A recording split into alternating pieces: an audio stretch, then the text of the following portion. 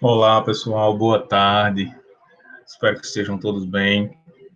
Bom, gente, hoje a gente vai dar continuidade ao conteúdo que a gente começou a ver na última aula, que foi em relação às portas lógicas, né, os aspectos construtivos dos circuitos eletrônicos que têm em seu interior, né, dos circuitos integrados que têm em seu interior portas lógicas. A gente viu algumas características desses circuitos, né, como tensão de operação, como corrente máxima de saída, corrente máxima de entrada, aspectos um pouco mais técnicos associados a como esses circuitos eles dependem de algumas características elétricas para funcionar. Né? A gente viu lá características como fan-in, fan-out, a gente viu o nível indeterminado, né? A gente aprendeu um pouquinho sobre o que é autoimpedância, né? Saída em autoimpedância. Hoje a gente vai ver mais detalhes a respeito disso, certo? Então vamos dar continuidade aqui, vou abrir a apresentação, compartilhar minha tela, para que vocês possam acompanhar o nosso conteúdo. Bom, deixa eu iniciar aqui. Certo. Então, até a aula passada, a gente ainda estava vendo os circuitos eletrônicos, os circuitos integrados, né, como uma caixa preta, né? A gente tinha um circuito integrado e nesse circuito integrado a gente sabia que existiam portas lógicas lá dentro.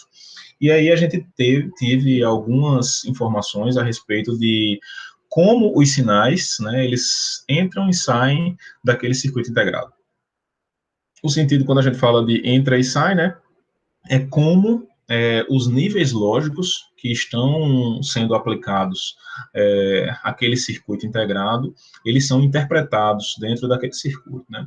Então, o que é você sair do nível lógico 0 e ir para o nível lógico 1, né? O que é você aplicar, né, esses diferentes níveis lógicos na entrada de um circuito e qual é a consequência disso na saída do circuito em termos de tensão e de corrente elétrica, né? Como é que esses níveis eles são representados no mundo elétrico. Hoje a gente vai ver aspectos construtivos da porta lógica propriamente dita, né? Como é que uma porta lógica ela é concebida utilizando aquilo que a gente já vinha falando, né? Aquele conceito eu falei para vocês que vai ser muito mais detalhado em disciplinas como dispositivos eletrônicos, né? Onde vocês vão ver um pouco sobre a eletrônica de semicondutor, mas hoje a gente vai fazer uma análise baseado numa interpretação que se considera, né, um circuito desse como uma simples chave, né, o principal dispositivo nesse tipo de circuito, né, que é o transistor. Então, a gente vai ver um pouco mais de detalhes como é que é o princípio de funcionamento desses circuitos e como é que a gente usa esses circuitos em eletrônica digital para a construção de portas lógicas. Bom, primeira coisa que a gente vai levar em consideração aqui, vamos imaginar um circuito bem simples, né? Uma estrutura que nada mais é do que um resistor e um botão, um simples botão. Esse botão, ele, quando está na posição Y, ele está aberto, quando está na posição X, ele está fechado. Simplesmente, né? Esse botão aqui nada mais é do que um interruptor, né? Então, é uma chave. Ela pode estar aberta ou pode estar fechada, a depender da posição que essa estrutura está.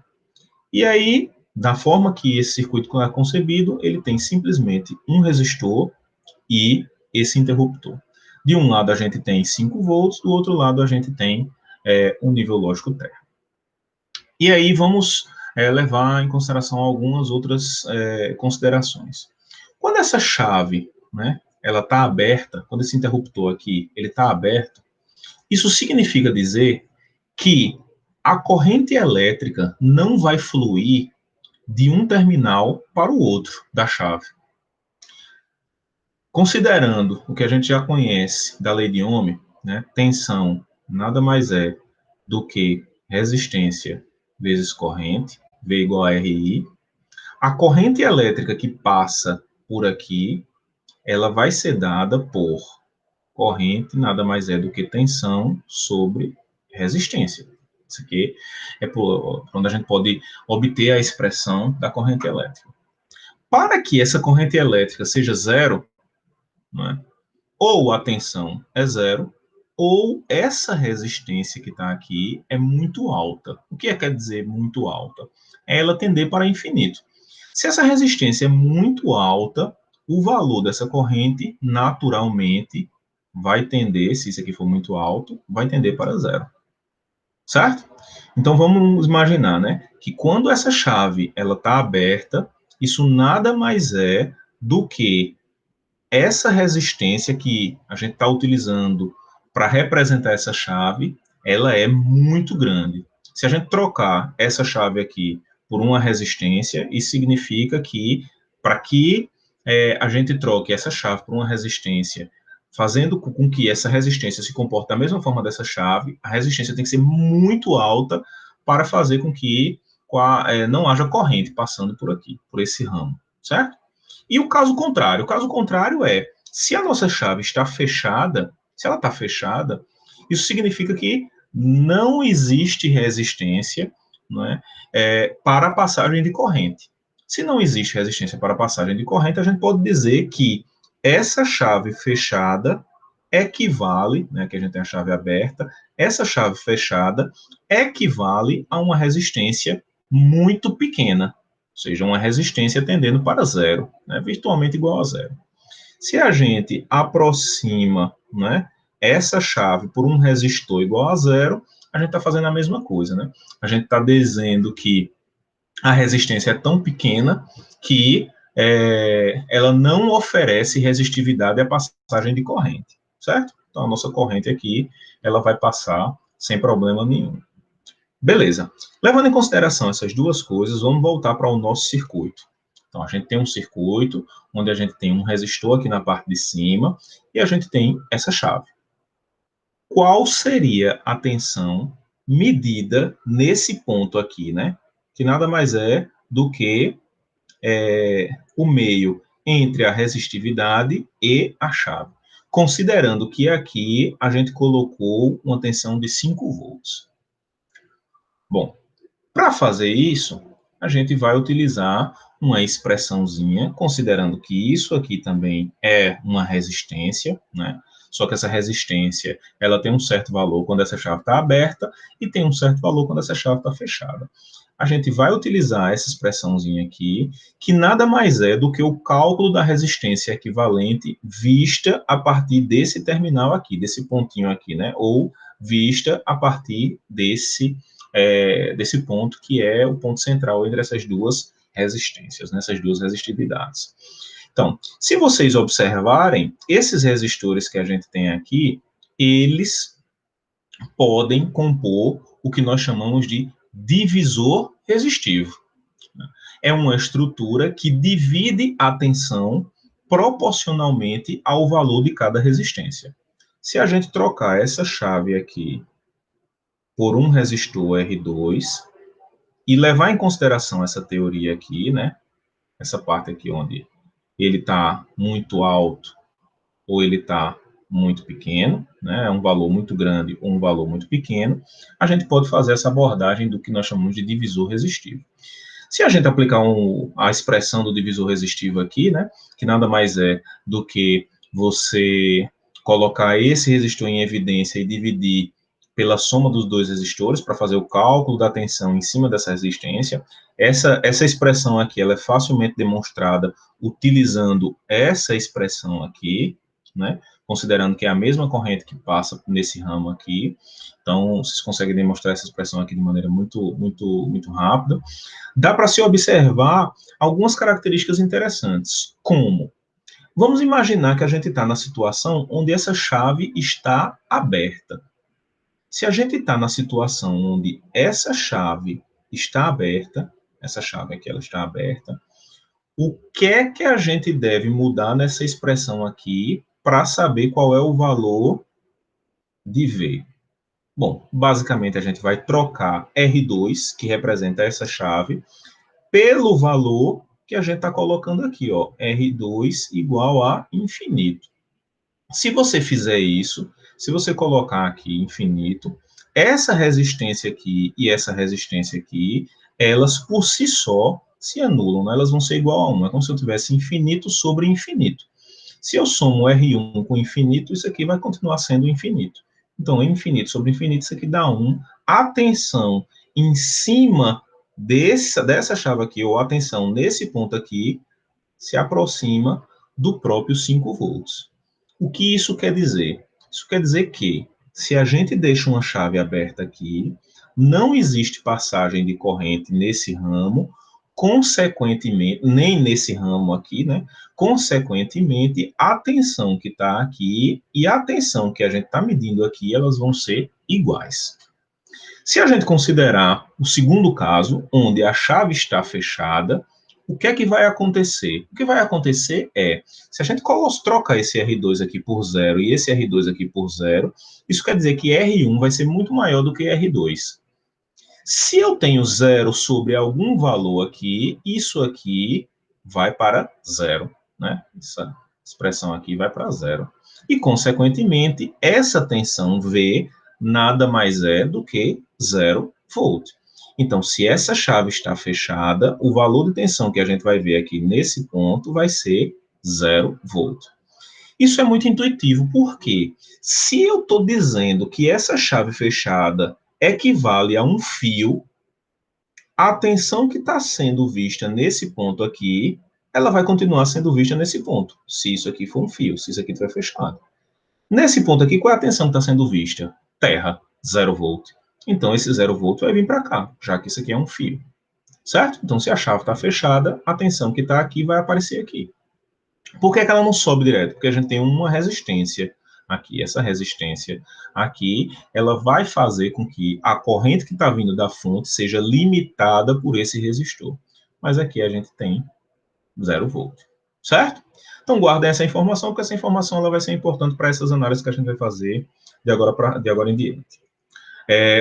Na aula de hoje, a gente vai ver um pouco sobre a motivação de trabalhar para fazer o projeto de portas lógicas, a análise do divisor resistivo, que a gente já fez uma pré-análise aqui, circuitos com chaves, portas com transistores do tipo CMOS e alguns exercícios no final, aqueles exercícios, né, que vocês já sabem como é que é o funcionamento, preparar para nos entregar na próxima aula. Então, beleza. A gente já tinha aqui aprendido como é que eram portas lógicas, né? E a sua estrutura de funcionamento lógico. Essa estrutura de funcionamento lógico, ela permite com que a gente consiga implementar tudo aquilo que a gente viu que foi desenvolvido por Boole e por Shannon. Né? Então, a gente tem aqui um inversor, uma porta AND, uma porta OR, e a gente sabe que quando parte para o mundo real, quando a gente vai implementar, vai construir circuitos usando portas lógicas, na prática, o que a gente precisa é de um circuito integrado. O circuito integrado nada mais é do que uma estrutura cuja finalidade é guardar essas portas lógicas de modo que a gente consiga interagir com elas de uma maneira mais prática. Considerando que a gente já viu que existe aí uma série de integrações, né, que permite com que a gente diminua o tamanho do transistor até que esse tamanho ele seja ínfimo, seja um tamanho muito pequeno, né? A gente precisa de uma estrutura grande o suficiente para que a gente consiga manusear essas portas lógicas de uma maneira mais fácil, mais tranquila, certo? Mas entendam que essa estrutura toda aqui, que nós chamamos de encapsulamento, nada mais é do que uma estrutura que permite com que essas portas lógicas elas possam ser manuseadas, né? Porque na prática essas portas lógicas vão estar aqui dentro, certo? Então, beleza. Mas como é que essas portas lógicas elas funcionam? Como é que elas são construídas? Bom, a gente já sabe também que cada um desses circuitos integrados eles precisam, né, de alimentação. A gente deixou, né, subentendido que quando a gente brinca com uma porta lógica dessas aqui, né, e a gente coloca certos níveis aqui, né, níveis lógicos, essa saída aqui, a gente deixou subentendido que essa saída aqui, ela nada mais é do que o resultado da operação lógica dessa porta em relação ao que tem aqui nas entradas. Porém, a gente não deixou claro que para cada uma dessas portas lógicas, para que cada uma dessas portas lógicas funcione, implemente a lógica que a gente quer, elas precisam estar alimentadas, né? Essas portas lógicas, elas precisam ter tensão aplicadas a ela. E isso é feito quando a gente trabalha no mundo real. Quando a gente trabalha no mundo real, quando a gente usa um circuito integrado desse tipo, a gente precisa aplicar os níveis de tensão de alimentação ao circuito integrado para que as portas lógicas funcionem. Essas portas lógicas, em sua grande maioria, nos 6 que a gente trabalha, tem 2 entradas e uma saída. Mas isso não é uma exclusividade, né? Não é uma regra. A gente vai ter portas que podem ter mais de 2 entradas, certo? A gente viu também que, no princípio CMOS, a gente tem essa característica aqui associada aos níveis lógicos. A gente tem de 0 a 1,5 como sendo o nível lógico 0, e a gente tem de 3,5 a 5 como sendo o nível lógico 1. E a gente viu que existe um outro nível lógico, que é o indeterminado. A gente viu que dentro desse nível lógico aqui indeterminado, uma das coisas muito comuns de se acontecer é que a saída do circuito ele fique em alta impedância. A gente também viu o que quer dizer autoimpedância em uma porta lógica. Bom, vamos voltar para aquela nossa análise do divisor resistivo. Então, vamos considerar que a gente tem, né? Percebam que esse circuito aqui é igual àquele primeiro circuito que a gente viu, com uma diferença que aqui não tem a chave, né? Aqui a gente colocou efetivamente o resistor, né? Botamos o nosso resistor aqui. Aqui, ao invés de colocar a alimentação aqui em cima e o terra aqui embaixo, a gente colocou uma bateria, né, ou uma fonte de alimentação, qualquer que seja ela, a gente desenhou o circuito mais completo, né? Mas esse circuito aqui é equivalente àquele nosso segundo slide, né, considerando a capa. Então, qual é a tensão que a gente vai obter se a gente colocar um dispositivo de medição bem aqui nesse ponto, né? Esse ponto aqui, ele está no meio, entre R1 e R2. A gente já fez o nosso cálculo e a gente sabe que para obter a tensão em cima de R2, isso nada mais é do que R2 sobre R2 mais R1, ou R1 mais R2, vezes a tensão de alimentação, né, ou a tensão da fonte, que aqui no nosso caso é esses 5 volts, certo? Então, isso aqui é a fórmula básica para um divisor resistivo com 2 resistores, com 2 resistências, e o que é que a gente vai verificar aqui? A gente vai verificar 2 casos. Que casos são esses? O caso onde R1 é muito maior do que R2 e o caso onde R1 é muito menor do que R2, ou seja, R2 é muito maior do que R1. Qual seria a tensão medida em cima de R2 nesses 2 casos? Bom, a gente já tinha visto lá, né? Se o nosso R2 tem um valor muito pequeno, próximo de zero, né, essa resistência aqui é muito pequena, isso quer dizer que não existe, não é, nenhum empecilho à passagem de corrente nesse ramo do circuito. De modo que essa tensão aqui, ela vai vir direto para esse ponto, certo? Então, se isso acontece, a gente diz que a tensão nesse ponto aqui é igual a zero, ou aproximadamente zero. Vocês vão ver, no mundo real, isso não necessariamente é verdade, porque o próprio fio, ou a própria chave, que é o que vai estar aqui nesse lugar aqui, ela possui uma resistividade muito pequena, mas mesmo assim possui. E se R1 for muito menor do que R2, se a gente disser que isso aqui é aproximadamente zero, aí o que acontece é o contrário, né? Essa tensão aqui é quem vai aparecer aqui nesse ponto, né? Então, se essa resistência é muito pequena, é essa tensão que aparece aqui. Se essa resistência é muito pequena, é essa tensão que aparece aqui, certo? Então, a gente viu isso fazendo aquela nossa análise, né? Levando em consideração a fórmula do divisor resistivo. Bom, voltando àquele nosso slide, se a gente trocar, né, se a gente pegar o nosso circuito, colocar a chave na parte de baixo, ela vai funcionar de uma forma. Se a gente colocar a chave na parte de cima, ela vai funcionar de forma complementar. Né? Lembrem que a análise da gente aqui, no fim das contas, é simplesmente avaliar qual é a influência de você ter uma resistência muito grande ou uma resistência muito pequena em uma dessas duas posições. A gente sempre está trabalhando com essa estrutura de divisor resistivo.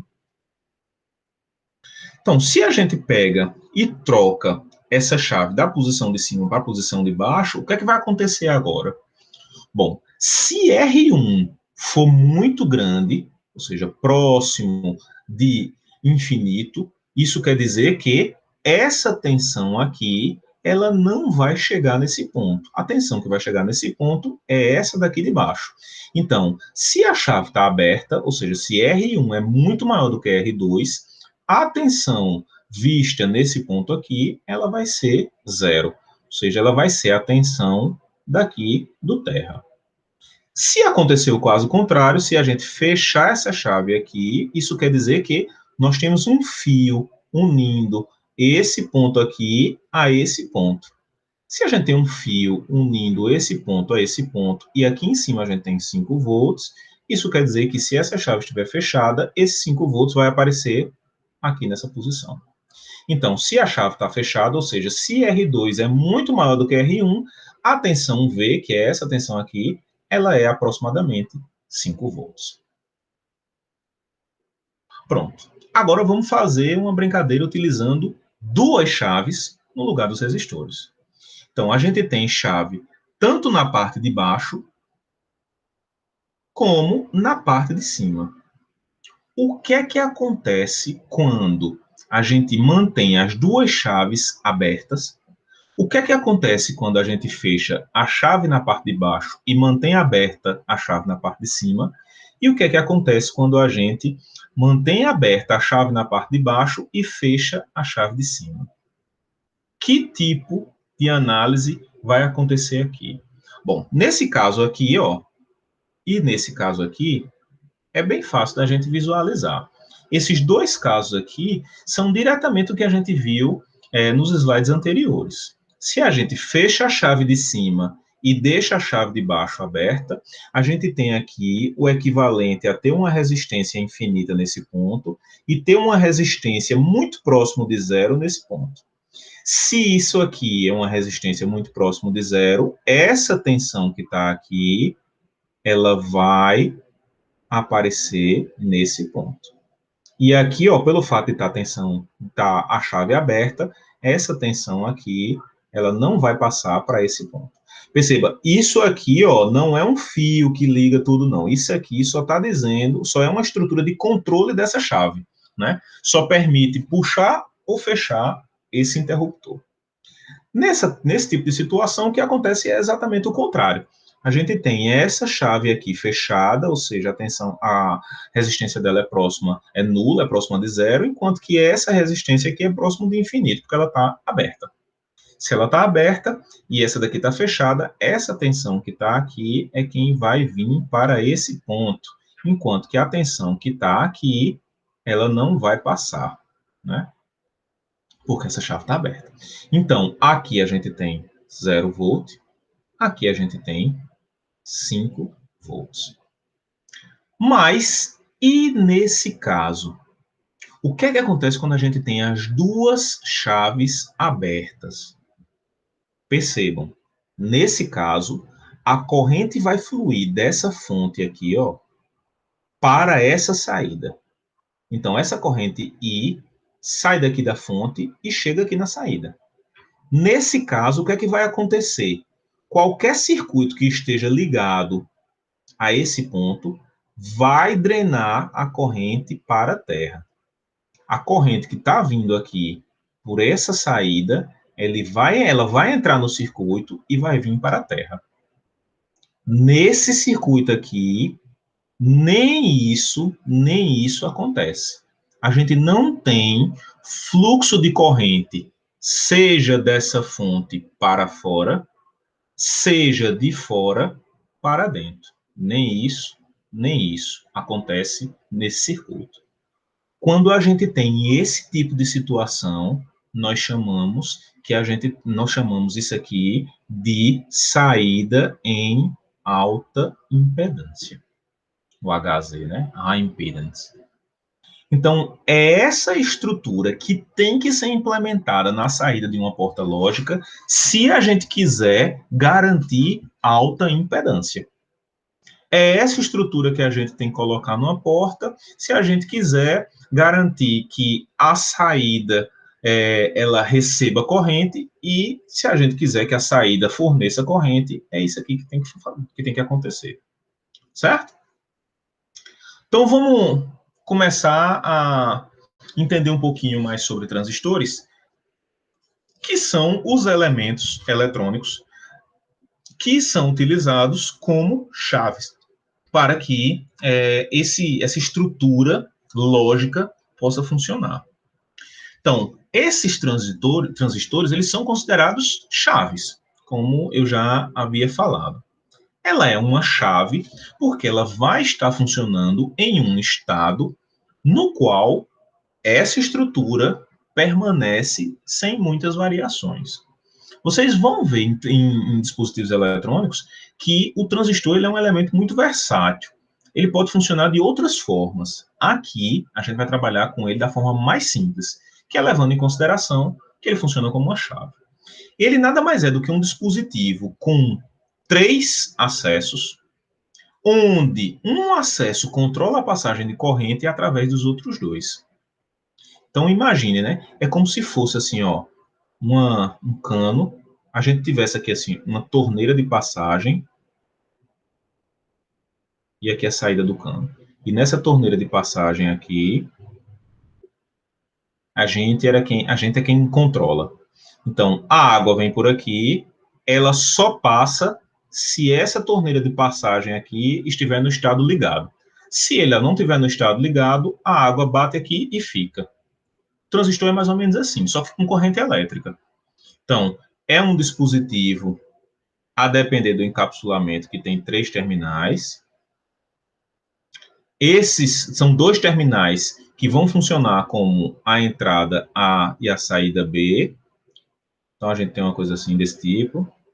Esse posicionamento aqui não necessariamente é esse aqui não, viu, gente? Vai mudar de fabricante para fabricante, do tipo transistor para o tipo transistor. E C nada mais é do que a nossa entrada de controle, que vai dizer se a corrente elétrica vai fluir de A para B ou não, certo? Existem vários tipos de transistores, transistores unipolares, transistores bipolares, né? Aqui a gente vai focar basicamente nos transistores unipolares, ou transistores de efeito de campo, de óxido, de silício e metal. Essa estrutura aqui, esse tipo de transistor aqui, ou o transistor do tipo MOSFET, é o transistor que fatalmente vocês vão ver implementados hoje na grande maioria dos processadores. Os processadores atuais, eles não trabalham com transistores do tipo bipolar, porque transistores do tipo bipolar, eles trabalham diretamente com corrente elétrica como fonte de controle dessa torneira. Isso faz com que você tenha um consumo de energia muito maior, porque você já vai ter a energia que vai passar por aqui e você vai precisar de mais energia ainda para fazer o controle. Os transistores de efeito de campo é como se, ao invés de você colocar a sua mãozinha aqui para energia, né, para fazer a chave abrir ou fechar, você usasse assim poderes Jedi, poderes telecinéticos. Você pensasse assim, eu quero que essa chave abra, aí a chave abrisse. Você vai gastar menos energia, pelo menos energia corporal, né? Você vai gastar menos energia para fazer isso aqui funcionar. Você vai estar utilizando campo elétrico para fazer esse tipo de movimentação dessa chave aqui, né? E, consequentemente, controle de corrente. Nesse caso, né, como eu falei, a ênfase da gente vai ser nos transistores do tipo CMOS. Esses transistores são os transistores que a gente já viu lá, bem definido quais são aqueles níveis, como os níveis lógicos são definidos.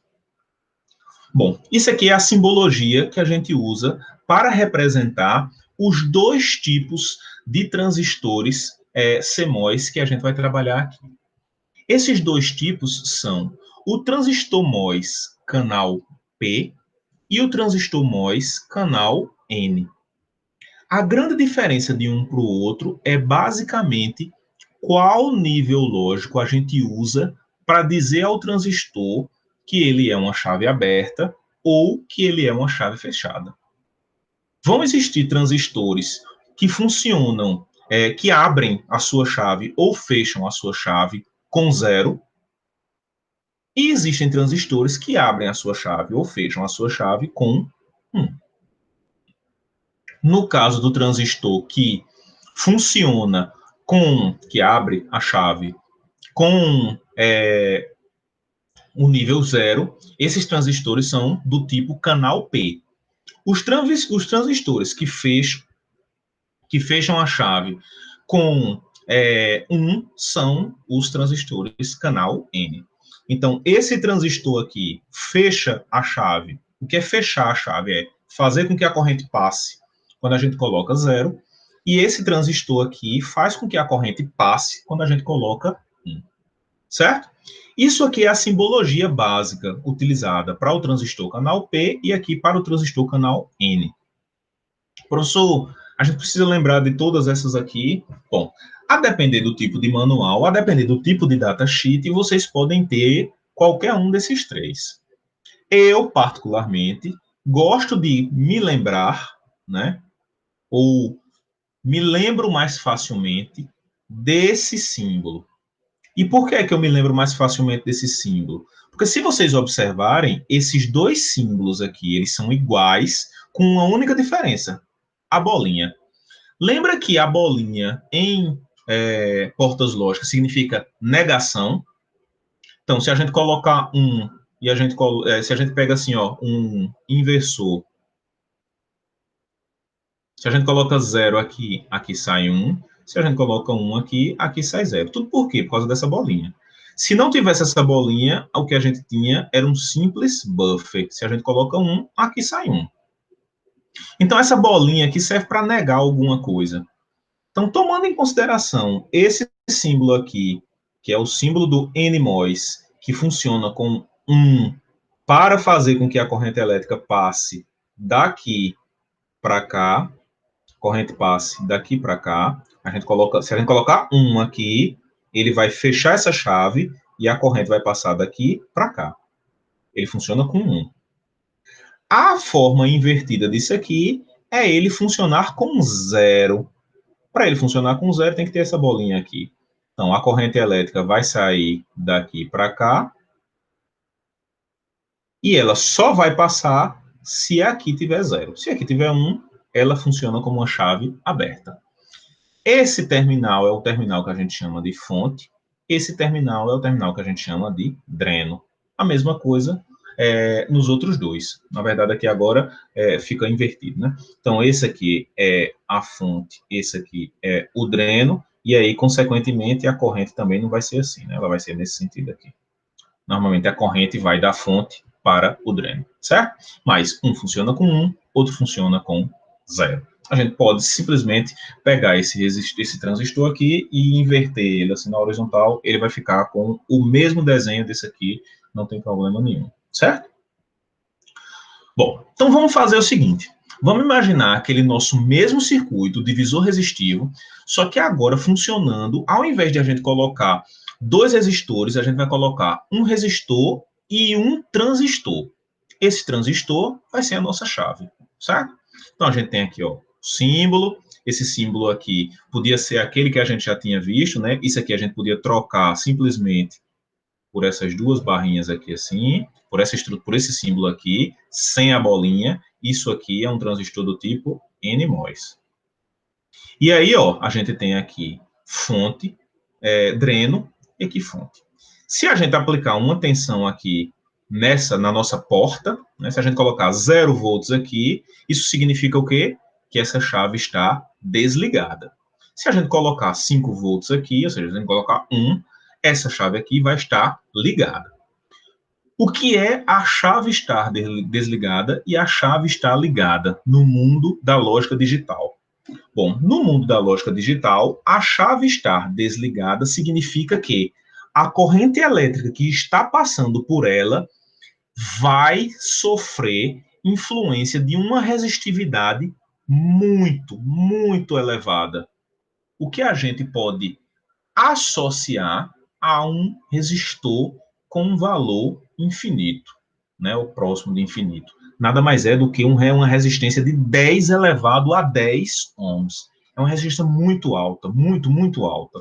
Isso quer dizer que quase não vai haver corrente aqui. Ou pelo menos a corrente não vai ser suficiente para alimentar qualquer carga que a gente queira trabalhar.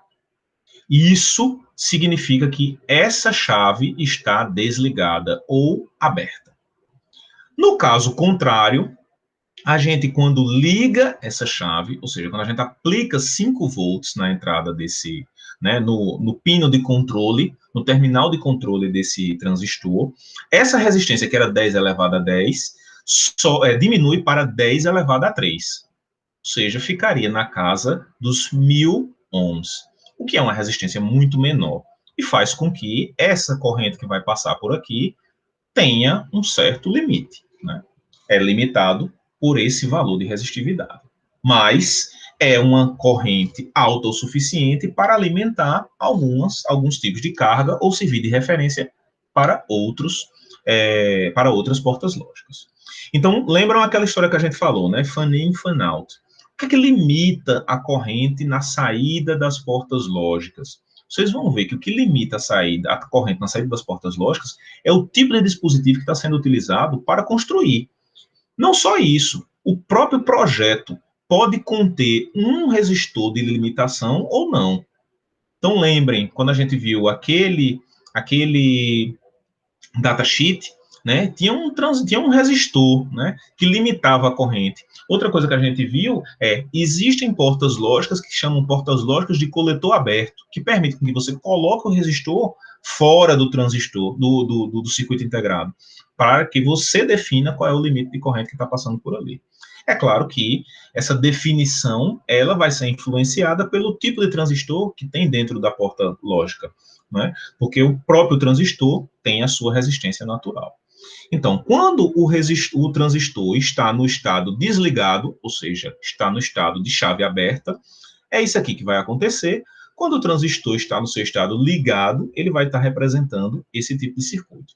Então, se a gente colocar 0 na entrada do transistor, a chave está aberta. Se a gente colocar 1 na entrada do transistor, a chave está fechada. Isso para o transistor do tipo NMOS. Então, ó, se a gente colocar um resistor em série com essa chave ou com esse transistor, se a gente colocar 0 aqui, o que isso quer dizer? A gente já viu lá na análise do circuito que a tensão que vai ser vista aqui nesse ponto, se essa chave estiver aberta, a tensão que vai ser vista aqui nesse ponto é essa tensão. Se a chave estiver fechada, como está aqui nesse exemplo, a tensão que vai ser vista aqui nesse ponto é essa tensão. Esse símbolo aqui é a mesma coisa disso aqui, ó. Certo? Terra.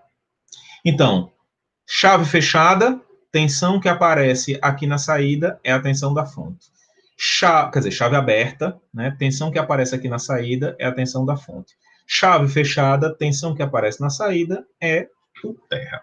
Certo? Isso para transistores do tipo NMOS. E se for o contrário? E se for um transistor do tipo PMOS?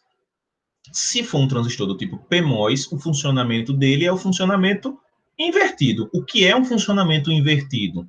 Percebam, se a gente quiser que a lógica implementada seja a mesma do circuito anterior, se a gente quiser que a lógica usando o PMOS seja essa mesma, o que é a lógica ser essa mesma? Se você botar 0 aqui, ó, botei 0 aqui, a saída deu nível alto.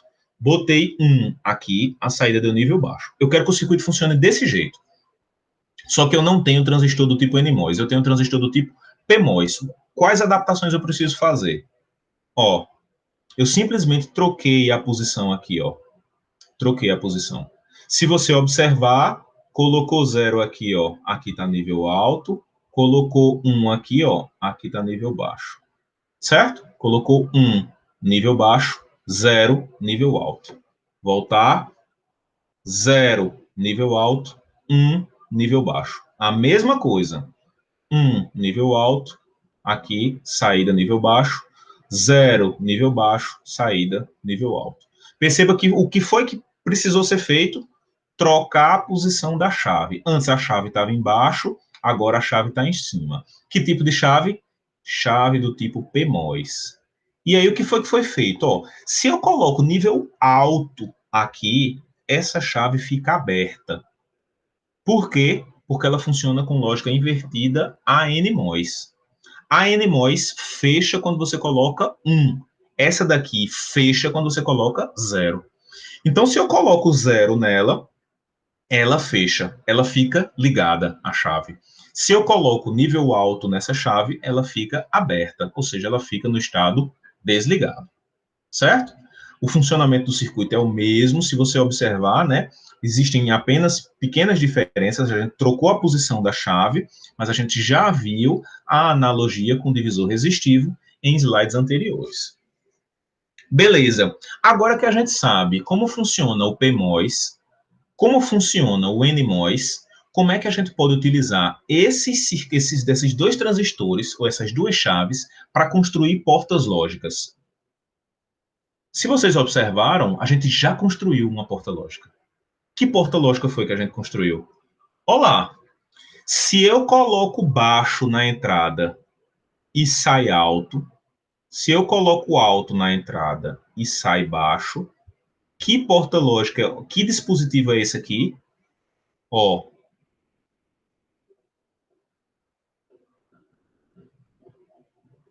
pronto. Isso foi o que foi construído, um inversor. Coloquei baixo, saiu alto. Coloquei baixo aqui, ó. Coloquei alto aqui, né?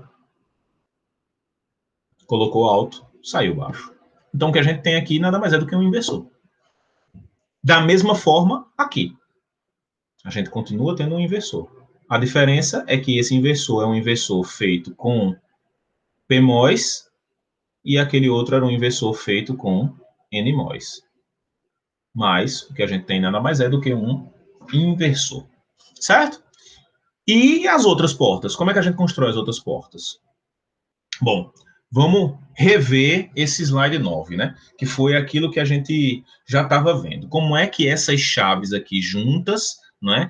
Elas podem ser utilizadas para que a gente forneça um dado caminho para a corrente. Que caminho é esse? É o caminho que vem daqui para cá ou o caminho que vem de fora para dentro. Essa estrutura aqui permite fazer isso. Enquanto que essa estrutura aqui permite com que a gente tenha a nossa saída em alta impedância. Vamos pegar agora o nosso mesmo circuito, perceba, nosso mesmo circuito que a gente estava trabalhando lá, divisor resistivo, né? R em cima, R embaixo, e a gente vai trocar por chaves. Se a gente trocar por chaves, o que é que a gente vai ter aqui? Ó? E eu perceba o que é que a gente está fazendo. Em cima está sendo colocada uma chave do tipo P, e embaixo está sendo colocada uma chave do tipo N. O que é que acontece se eu coloco aqui um dado nível lógico? Isso aqui ó, é a minha tensão de entrada, é o meu VIN, enquanto que aqui é o meu VOUT. Essa porta aqui, essa estrutura lógica, ela só tem uma entrada e uma saída, VIN e VOUT. Se eu colocar VIN aqui, o valor em VIN, nível lógico 1, ou seja, se eu colocar aqui 5 volts, o mesmo valor que tem aqui em cima, VDD, se eu colocar, o que é que eu vou estar fazendo? Se eu coloquei 5 aqui, se eu coloquei 1 aqui, aqui está vindo 1 e aqui está vindo 1. Se aqui está aparecendo 1, essa chave aqui, que é uma chave do tipo P, ela está desligada. Por quê? Porque a chave do tipo P aciona com 0. Então, Q1 desligado. Enquanto que Q2 vai estar ligado, já que essa chave é uma chave do tipo N. Se eu tenho essa combinação aqui, ó, esse desligado e esse ligado, o que isso quer dizer? Eu não tenho corrente fluindo por aqui, porque isso aqui está aberto, mas eu tenho um caminho por aqui, porque isso aqui está fechado. Se esse caminho aqui existe, qualquer corrente que vier daqui, ó, vai poder seguir esse caminho e vai vir para o terra. Então, se eu colocar um aqui, aqui nessa saída, o que eu tenho? Zero.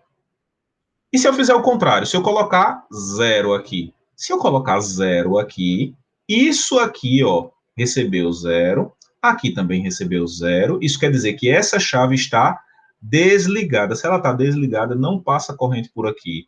Enquanto que essa chave aqui, porque tem zero na entrada dela, essa chave está ligada. Então, se essa chave está ligada, a corrente flui por aqui, fazendo com que a fonte forneça para a saída um certo nível de corrente. Consequentemente, essa tensão aqui, ó, vai aparecer aqui, VDD. É óbvio que ela vai ser VDD menos alguma coisa, por quê? Porque a gente tem uma resistência aqui. Mas esses detalhes mais técnicos vocês vão ver mais para frente. Aqui a gente está trabalhando só com elas como sendo chaves ideais, certo? Então, ó, se aqui eu botei 1 e apareceu 0, na hora que eu botei 0 apareceu 1, essa estrutura aqui continua sendo aquilo que a gente já viu, que é o quê? Aqui, ó. O nosso bom e velho inversor. A gente tem um inversor. Oi? E qual é a diferença desse inversor aqui para esse inversor aqui que a gente fez com apenas uma chave e um resistor? Bom, a diferença é se o nível de tensão que tiver aqui, se o nível de tensão que tiver aqui não estiver definido por aquilo que a gente viu, aqui ó, 3,5 e aqui 1,5, se a tensão que tiver aqui em VIN não estiver entre 0 e 1,5 para corresponder a 0, e entre 3,5 e 5 para corresponder a 1, se o nível de tensão tiver aqui na faixa que a gente chama de indeterminado, o que é que vai acontecer com essas duas chaves? Essas duas chaves, elas vão ficar abertas. Ambas, essas duas chaves abertas, ambas não deixam corrente fluir nem de dentro para fora, nem de fora para dentro. Dessa forma, esse inversor, ele tem 3 estados. Ele tem nível alto, nível baixo e o nosso nível de alta impedância, que nem corrente entra, nem corrente sai. Certo? Isso é um mecanismo de segurança. Isso faz com que a nossa porta lógica nem drene corrente, nem forneça corrente. Beleza? Bom, vamos passar para o próximo. Então, a gente tem aqui, ó, 3 estruturas. Isso aqui é como você observaria em um esquemático, né? Eu espero que nos exercícios que vocês façam, podem escolher qualquer um dos três símbolos, só não vale misturar um símbolo com o outro. Se você escolher esse tipo de padrão, você usa esse padrão aqui para todo o circuito, certo? Se escolher esse, tanto faz. Então, aqui a gente tem aquele mesmo circuito com 3 simbologias diferentes. Bom, vamos agora que a gente aprendeu a fazer um inversor, vamos começar a fazer portas lógicas um pouco mais elaboradas? Então, perceba, e se, ao invés de uma entrada só, eu tivesse 2 entradas? Que são 2 entradas, né? A grande maioria das portas que a gente viu, elas têm 2 entradas e uma saída. Se eu quisesse implementar uma porta AND, uma NAND, uma OR, como é que isso seria feito? Bom, isso seria feito considerando 2 entradas, ou 3, ou 4. A gente está trabalhando aqui com 2. Vamos ver como é que faz com 2, depois isso aí pode ser extrapolado. Então, ó, normalmente, no projeto de portas lógicas, quando a gente vai construir uma porta lógica, normalmente, na parte de cima, nós deixamos um arranjo com chaves do tipo P, e na parte de baixo, um arranjo com chaves do tipo N. Professor, isso é regra? Não. Isso não necessariamente vai ser feito sempre desse jeito. A gente pode ter estruturas de portas lógicas feitas com arranjos diferentes. Mas esse aí é o modelo mais simples. Vamos ver um exemplo? Como é que a gente faria a implementação de uma porta do tipo NAND utilizando o princípio CMOS? Considere, né? A gente tem aqui arranjo do tipo P e arranjo do tipo N. Então, aqui vão ter portas do tipo canal P, aqui portas do tipo canal N. Para que essa porta funcione como sendo uma porta do tipo NAND, o que é que acontece? Se eu botar aqui em cima essa combinação e embaixo essa combinação, a gente tem que garantir que a saída dê esse valor.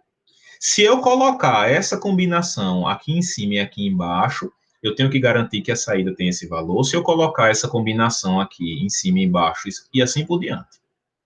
Que combinação eu tenho que fazer aqui e que combinação eu tenho que fazer aqui para que essa saída corresponda a essa coluna aqui. Bom, vamos ver. Observem bem, isso aqui é o que eu chamo de arranjo do tipo P, e isso aqui é o que eu chamo de arranjo do tipo N.